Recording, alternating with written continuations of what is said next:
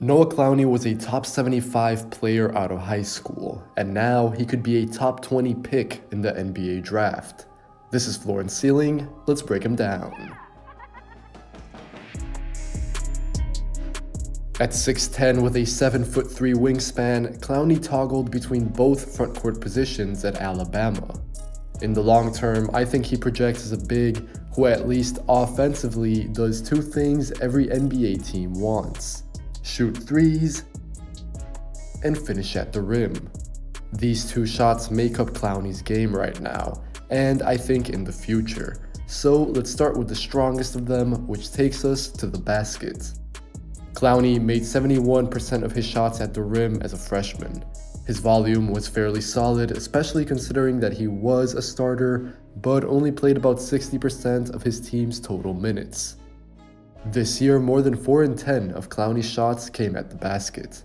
The Alabama freshman doesn't project as a dominant scorer or even someone you run a whole lot of plays for, but instead as a relatively versatile big who plays within his role. That is reflected in Clowney's usage and efficiency with his near 58% true shooting percentage, as well as in his scoring average with a steady but not particularly eye-catching 10 points per game. The 18-year-old forward can catch and finish around the basket. He's also able to rim run, so it's definitely nice that he can fulfill a more simple role, seeing as how Alabama had plenty of ball handlers with Brandon Miller, Jaden Bradley, or Javon Quinterly. But I think the real keys to why he is prolific within a few feet are Clowney's instincts and timing. I like him best when he's off the ball, diving to the rim. The former 4-star recruit understands how and when to get behind the opponent's backline. He's then a safe, not necessarily a flashy, finisher from close distance. Usually, Clowney tends to be scoring from around the dunker spot and around the circle. I also think that he has good body control with his footsteps and generally just how he uses his length to either finish above the rim or draw fouls. Clowney is tough to stop when he's diving hard because of his fluidity at 6'10 and the long distances that he covers. As we touched on earlier, the other part of Clowney's offense is his three-point shooting. 47% of his total shots came from the perimeter, which is pretty crazy. I also like his volume. Clowney took 3 triples per game and he had 120 total attempts for the season. He's shown flashes of being able to catch in rhythm, on the hop, and then his fairly quick and high release point is difficult to contest at 6'10. At this point, Clowney is at his best spotting up from the corners, but you ideally want him to become a bigger pick and pop tool in the future. If three-pointers are to take up such a big part of the Alabama Bigs offense, you're really hoping that his 28% from the outside goes up. Really, it has to. In many ways, the 3 is Clowney's swing skill. Without it, I'm not sure the room is there for him to attack closeouts, for example. These are some of the flashes that I really love from Clowney. His coordination and balance at his size is intriguing, especially when you consider that he's probably still fairly early in his developmental curve. The big man can put the ball on the floor for a few dribbles, which is how 40% of his makes at the rim were self-created. Again, that really piques my interest. However, he has to make his open spot-up threes to keep these lanes open. Otherwise, defenses are going to sag off of him, and in the NBA, shooting below 30% from 3 does the trick. Clowney made 34 of his 123s as a freshman, which is very improvable. Right now, I think his outside shooting has to be pared down to a very easy spot-up role. At this stage of his development, I'm not sure that Clowney is even much of a catch-and-shoot three-point shooter when he has to recalibrate. Here, he doesn't receive a good pass, but he's not comfortable enough yet to reposition, adjust, and then take his time shooting. In this clip, Clowney fumbles the catch, which isn't common or anything, but that extra second makes the difference. The Bama big has a quick release, but he can still get rushed, if that makes sense. He's better when he doesn't have to do much work moving or squaring his body to the basket. In other words, he lacks diversity as an outside shooter. I think Clowney will take some time to adjust to the length and size of the NBA, and he's yet to prove that he can consistently make threes. So that's why I find Clowney, at least in the short term, to be more useful in the pick and roll, rather than when he's popping out. Like we covered earlier, he's efficient at the basket, and Alabama had a host of playmakers to serve Clowney there. I find him to do a great job at holding and timing his screens and rolls in these situations. Clowney is always the play finisher, but he fulfills his role with good pace. The Alabama forward doesn't rush his dives to the rim. Here, for instance, he holds his roll out of the handoff and then dunks. But alternatively, he holds the drag screen, rolls, and then finishes through contact with his length for the and one.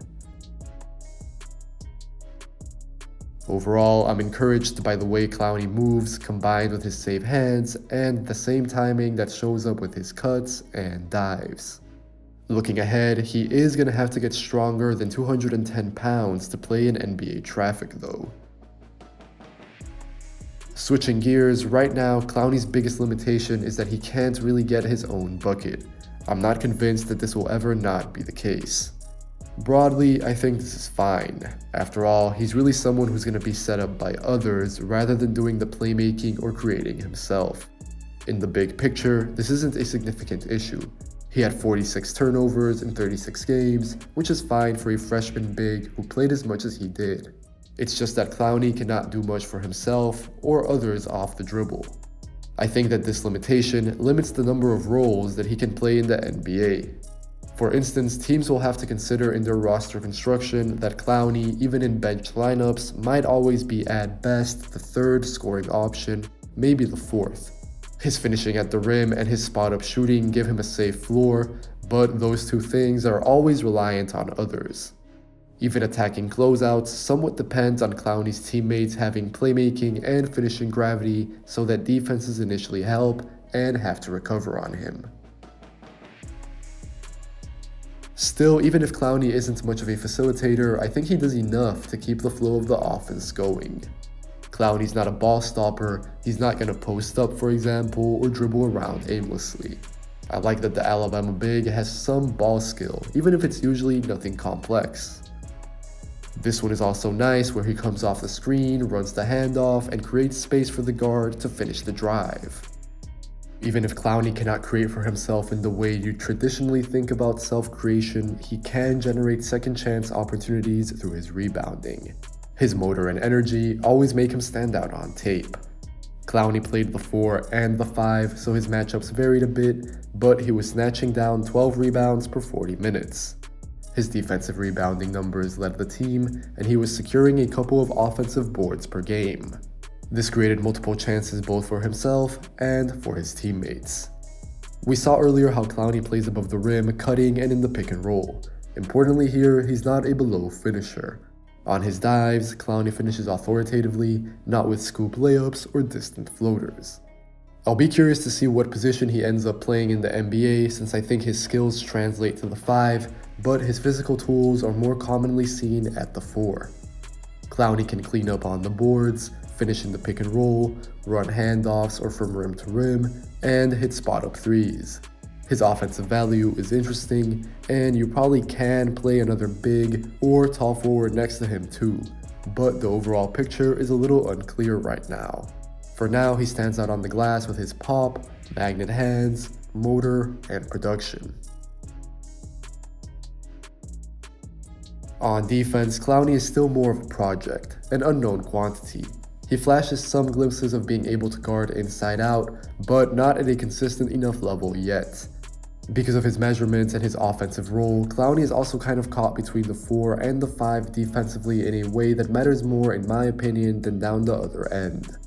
Still, these types of blocks are intriguing. Keep in mind, he was the 74th best high school senior coming into college. That gives me reason to think that Clowney still has plenty of room to grow. As a rim protector, he's able to effectively use his length and quick jump. He's rumored to have a 7'3" wingspan, but I'm curious to see what he officially measures at. Clowney meets attackers right at the cusp, and he gets a lot of rejections with just his fingertips. He's great at tracking drives with short steps and then extending one or both arms to reject drives. There's definitely occasions where he can be a little overeager, and he has to do a better job of making sure that he stays vertical. Clowney doesn't consistently get in foul trouble, but he will have to cut down on these fouls. Plus, the NBA adjustment for bigs in the pick and roll, especially if Clowney is kind of having to transition to the 5 or the 4 full time, is challenging. So I expect it to be a few years before he's truly impactful on this end. Even as a freshman, his flashes were cool, but he was averaging less than 1 block per game. Still, Clowney's instincts do pop out on tape. Getting into some of his pick and roll defense, he has the size and mobility to be a difference maker. This part of his game needs to be fleshed out, but I like what I've seen. This is a great example with Clowney showing high, and then he's awesome recovering all the way to the corner shooter to block the 3. He's going to be able to play at the level, and I think he has the length and pop to play in a drop too, although I want to see more of that. The 18-year-old ultra shots at the basket because he gets how to make himself big at the rim. He also understands how to swallow space with either long strides or snappier steps. The key for Clowney is not fouling, especially when attackers try going right into his chest. This has happened at times this year and Clowney has shown flashes, but he'll need to exhibit more consistency defending the pick and roll. In plays like these where he's caught in no man's land, it's tougher to see a clear defensive fit. Still, Clowney can overcome these questions through his sheer energy and determination. He's definitely one of those prospects who's always giving multiple efforts. I've liked how many charges Clowney has taken this year, and it's impressive to see a near 7-footer put his body on the line like this, especially against more of a bruiser. I say this in a very positive way. If Jalen Williams from Arkansas can play some of the 5 in the NBA, Clowney should be able to as well. Going out to the perimeter, he's pretty solid there. This is one of his best sequences. Clowney switches his hips, slides with his man, he doesn't fall for the up fake, and then he blocks the pull-up 3. From time to time, he can slide with ball handlers, and he definitely gets low enough to where bigs or slow 4s are not going to be able to take him off the bounce. For the most part, he's pretty effective using his length and second jumps.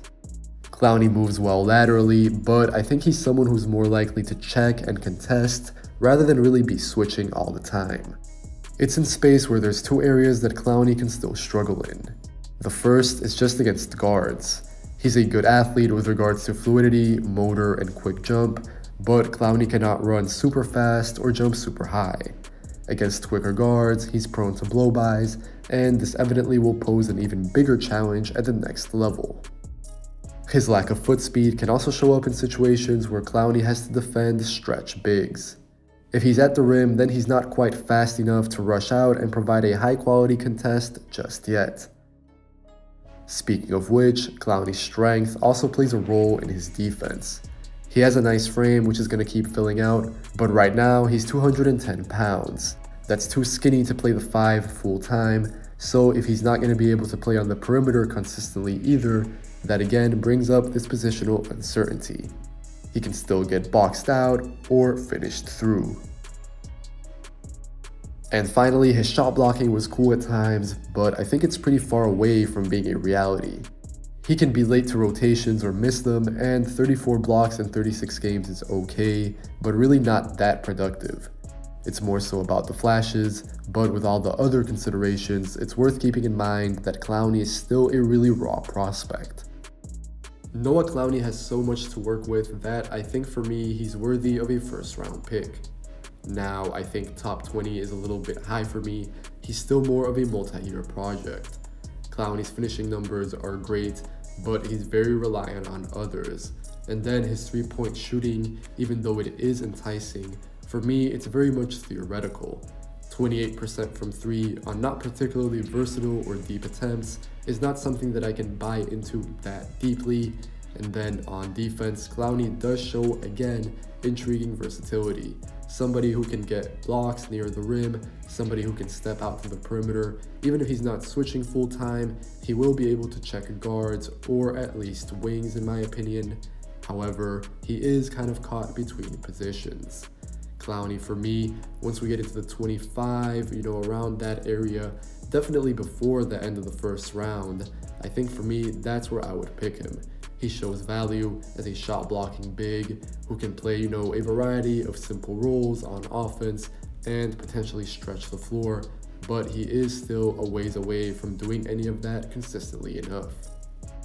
As always, if you enjoyed the video, make sure to leave a like, make sure to leave a comment telling me what you think of Noah Clowney, and if you enjoy the channel, make sure to subscribe.